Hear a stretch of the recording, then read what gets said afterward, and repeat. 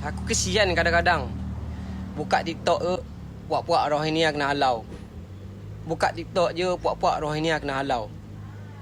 Biarlah dia orang duduk kat Malaysia ni. Dia orang pun nak makan, minum, nak bekerja, hidup bebas.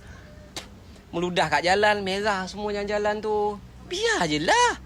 Apa masalah korang siap buat satu pertubuhan nak halau dia orang daripada Malaysia? Dia orang pun ada hati dan perasaan lah. Kalau korang tak suka dia, jangan sampai korang pijak-pijak makanan dia orang. Itu makanan tau. Ha.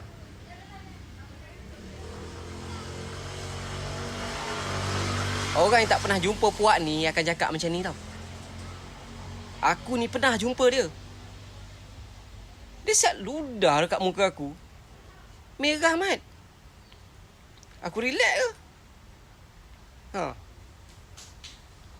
Nak cakap apa lagi ni?